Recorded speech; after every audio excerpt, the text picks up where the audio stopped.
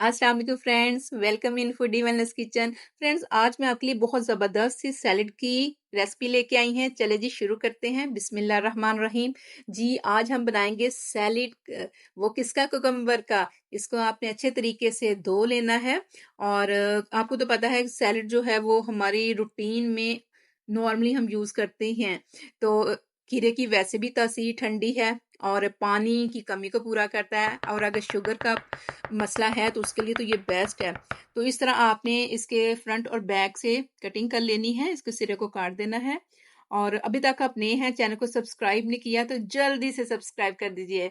इस तरह आपने स्लाइसर की मदद से इसके पतले पतले से आपने स्लाइस काट लेने हैं, और बिल्कुल पतले हों। ठीक है, जितनी अच्छी कटिंग होगी उतना ही सैलेड हमारा अच्छा बनेगा।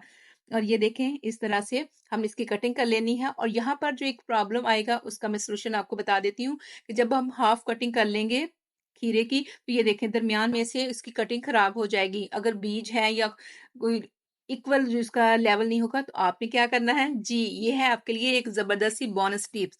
आपने इसकी साइज को चेंज कर लेना है और फिर से आपने इसकी कटिंग शुरू कर देनी है।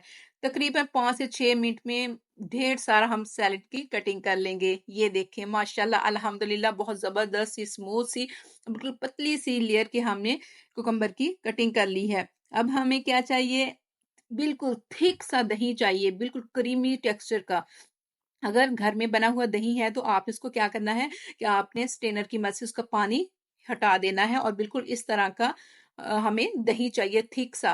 ठीक है, जितना थिक दही होगा उतना ही हमारा सैलेड जो है वो नेक्स्ट लेवल का बनेगा, बिल्कुल रेस्टोरेंट स्टाइल में। और ये बाजार में तकरीबन 200-300 का सैलेड मिलता है, लेकिन हम घर में 50 से 60 रुपए का बना लेंगे। अब इसमें हम फ्लेवर के शामिल करेंगे थोड़ा सा नमक, oregano, chaat masala, dry minute और थोड़ी सी काली मिर्च।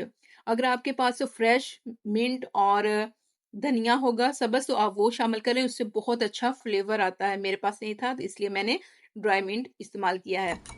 अच्छे तरीके से इसको बीट करना है, इतना बीट करना है कि तमाम चीज़ों का फ्लेवर जो है वो दही में चला जाए, और इस तरह का हमारे पास स्मूथ सा क्रीमी सा टेक्सचर आ जाए। और अगर आप इस वीडियो को फुल वॉच करेंगे, पूरे स्टेप को आप फॉलो करेंगे, तो आपका कुकम्बर सैलेड मेरे से भी ज़्यादा मज़ेदार बनेगा, ये गारंटी है। इस तरह अब हम जो स्लाइसेस कटे हुए कुकम्बर थे वो ऐड कर देंगे, अपने दही का जो हमने एक ड्रेसिंग तैयार की थी उसमें शामिल कर देंगे, और अच्छे तरीके से हमने इसकी मिक्सिंग करनी है। इस तरह की अगर वीडियो से आप कुछ सीखते हैं तो इसको आप अपने सभी दोस्तों के साथ शेयर किया कीजिए, ताकि उनको भी कुछ अच्छा देखने को मिले। ये देखें, इस तरह हम अच्छे तरीके से इसकी मिक्सिंग कर लेंगे।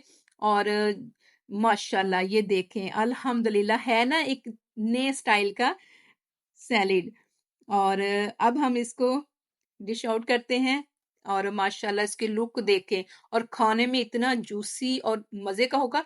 और आपने जब दावत हो ना, जब मेहमान आए, तो आप इसको चिल करके सर्व करना है। फ्रिज में रख के जब थोड़ा सा ठंडा हो जाएगा तो इसका टेक्सचर और ज़्यादा मज़े का बन जाएगा।